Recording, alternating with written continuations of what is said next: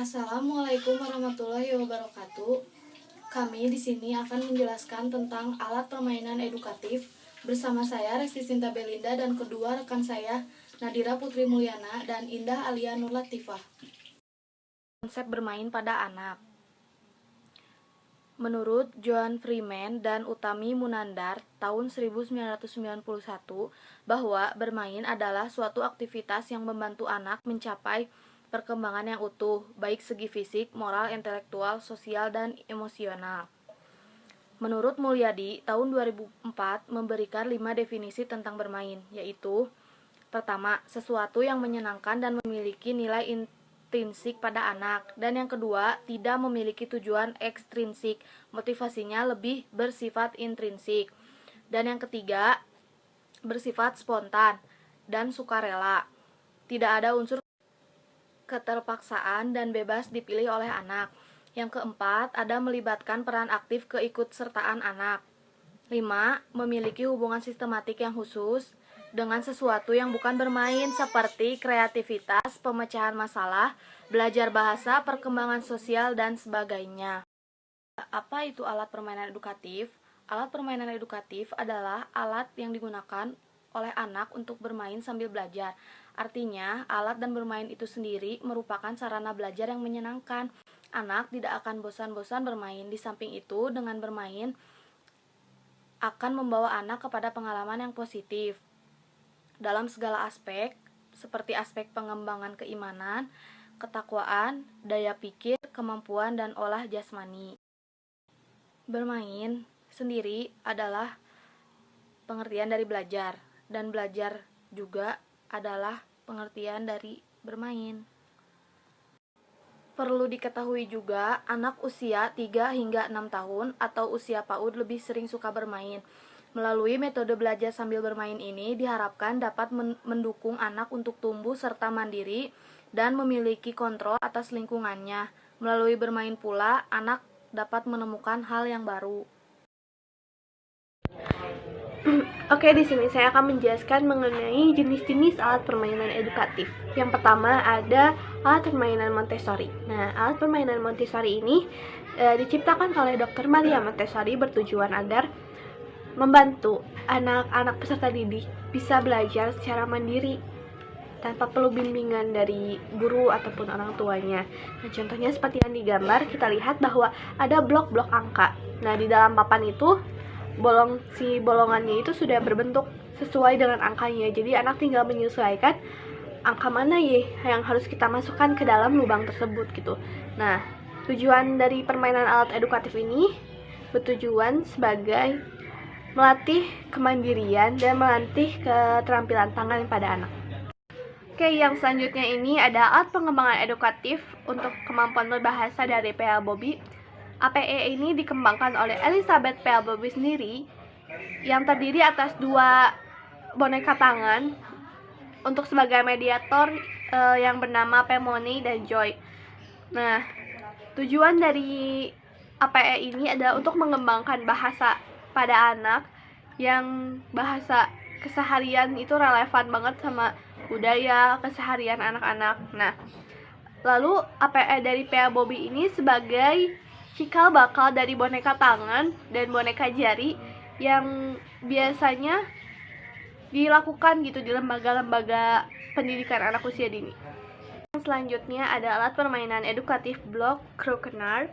Nah, George Croquenard ini menciptakan balok ini bertujuan untuk melatih kemampuan berhitung pada anak, pengenalan bilangan kepada anak, dan melatih dan untuk meningkatkan daya nalar pada anak.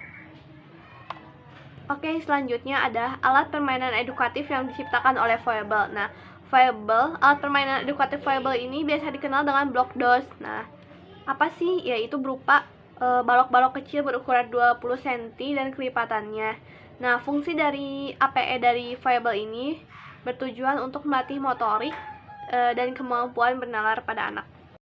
Nah, selanjutnya ada boneka jari. Nah, boneka jari ini biasanya boneka yang terbuat dari flanel, jadi tidak mudah rusak, bisa dipakai berkali-kali. Nah, karakter-karakter yang bisa kita pakai dalam boneka jari itu sesuai dengan cerita narasi kita. Misalkan hari ini kita bercerita mengenai binatang, maka tokoh-tokoh yang ada pada jari-jari kita adalah berbentuk binatang, singa, gajah, harimau, macan, dan sebagainya. Nah, tujuan dari boneka jari ini untuk melatih daya nalar pada anak dan untuk melatih mengembangkan atau memperbanyak kosakata bahasa pada anak. Oke, yang selanjutnya ada puzzle besar. Nah, puzzle besar ini biasanya diperuntukkan untuk anak 5 tahun, yang biasanya itu berupa triplek besar yang isinya terdapat potongan-potongan puzzle. Nah, tujuan dari permainan puzzle besar ini adalah untuk melatih daya konsentrasi pada anak, melatih pengamatan pada anak, melatih nalar kepada anak, dan yang terakhir melatih keterampilan jari pada anak-anak. Oke, yang selanjutnya ada kotak alfabet. Nah, kotak alfabet ini biasanya di dalamnya terdapat huruf-huruf alfabet itu sendiri yang biasanya berukuran 5 cm. Nah, permainan ini diperuntukkan untuk anak usia 5 tahun yang sudah mulai belajar membaca. Jadi kotak alfabet ini bertujuan untuk mengenalkan alfabet kepada anak. Oke, selanjutnya ada kartu lambang bilangan. Nah, kartu lambang bilangan ini berisikan potongan kartu yang berukuran 5 cm kurang lebih. Jadi isi dalam kartu ini kumpulan angka gitu. Nah, tujuan dari pembelajaran ini adalah agar supaya anak bisa belajar berhitung dan mengenal angka. Oke, yang selanjutnya itu ada kartu pasang. Nah, kartu pasang ini biasanya diperuntukkan untuk anak usia 4-6 tahun. Jadi, cara bermainnya adalah kita menyediakan gambar secara berpasangan di dalam triplek atau karton berukuran 4x6 misalkan. Lalu biarkan anak untuk menyusun gambar-gambar tersebut, misalkan es krim dengan es krim lagi, cake dengan cake lagi. Jadi kita itu hanya memfasilitasi saja gambar-gambar tersebut, biarkan anak yang bekerja sendiri untuk menyusun. Nah, tujuan dari permainan ini adalah untuk melatih konsentrasi pada anak, pengenalan bentuk pada anak.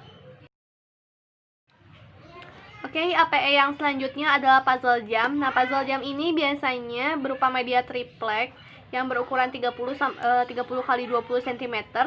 Seperti layaknya jam biasa. Nah, jam ini ada angka-angka di sampingnya dan diberi jarum. Nah, biasanya jarum jam ya untuk panahan. Biasanya permainan ini diperuntukkan untuk anak usia 5-6 tahun.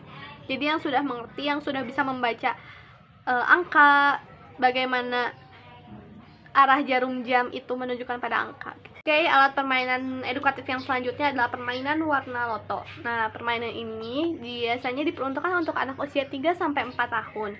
Permainan ini berupa duplek atau triplex yang dipotong dengan sedemikian rupa. Nah, permainan ini bisa dimainkan oleh individu ataupun berkelompok. Selanjutnya ada permainan warna loto dan bentuk. Nah, biasanya permainan ini diperuntukkan untuk usia 4 tahun ke atas. Jadi permainan ini bertujuan untuk melatih konsentrasi dan nalar pada anak. Cara bermainnya adalah kita sediakan triplek ukuran 17,5 kali 17,5. Lalu kita siapkan 9 potongan. Nah, bagaimana caranya? Caranya biar kita sebar saja potongan itu secara acak, lalu kita minta anak untuk menyusun kartu-kartu tersebut sesuai dengan warna dan bentuk dari yang ada di papan tersebut. Oke, yang terakhir ini adalah alat permainan edukatif tradisional. Nah, alat permainan edukatif tradisional ini bisa kita buat sendiri loh. Contohnya seperti yang ada di gambar, ini merupakan cangkang dari jeruk bali yang bisa kita buat mainan. Nah, bahan-bahannya ini bisa kita ambil dari lingkungan sekitar dan alam sekitar kita. Secara tidak langsung, kita bisa memperkenalkan budaya kita terhadap anak, melatih konsentrasi pada anak, dan menjaga lingkungan kita agar tetap alami. Cara menyediakan alat permainan edukatif. Ada 3 cara untuk menyediakan alat permainan edukatif. Yang pertama, ada mengadaptasi. Mengadaptasi yaitu menggunakan benda-benda yang berada di lingkungan rumah. Contoh alat atau benda yang dapat diadaptasi menjadi sebuah apa? Contohnya air, tanaman, daun, bunga, alat-alat rumah tangga, binatang peliharaan, dan masih banyak. Yang kedua ada memodifikasi. Memodifikasi yaitu melengkapi alat-alat yang sudah ada menjadi bentuk bahan apa yang baru.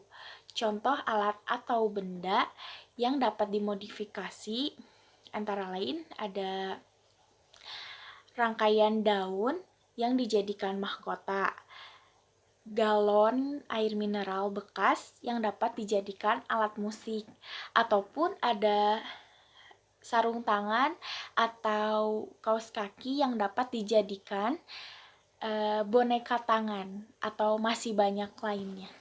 Dan yang ketiga ataupun yang terakhir ada membuat atau membeli baru. Membuat atau membeli baru yaitu membeli atau membuatnya dari bahan dan alat yang baru sehingga menghasilkan AP baru. Contoh alat dan benda yang dapat dibeli ataupun yang dibuat diantaranya ada puzzle siap pakai, balok unit dari kayu, boneka, mainan dari kain, dan sebagainya. Manfaat alat permainan edukatif. Ada 13 manfaat permainan edukatif. Yang pertama, meningkatkan kreativitas dan perkembangan anak. Kedua, melatih kemampuan motorik. Yang ketiga, melatih konsentrasi. Keempat, tumbuhkan rasa percaya diri. Kelima, kenalkan konsep logika sederhana. Keenam, bisa untuk bersosialisasi. Yang ketujuh, ciptakan situasi bermain tetapi belajar. Kedelapan, bisa kenal konsep sebab akibat. Kesembilan, beri stimulus dalam pembentukan perilaku. Kesepuluh, latih kemampuan verbal dan bahasa anak. Kesebelas, menambah pengetahuan dan wawasan. Kedua belas, kenalkan warna, bentuk, dan tekstur. Dan yang terakhir ada AP sebagai media pembelajaran anak. Demikianlah beberapa hal yang bisa kami sampaikan. Sebelumnya mohon maaf yang sebesar-besarnya apabila di dalam penyampaian tadi mungkin ada kesalahan kata. Semoga bermanfaat. Terima kasih.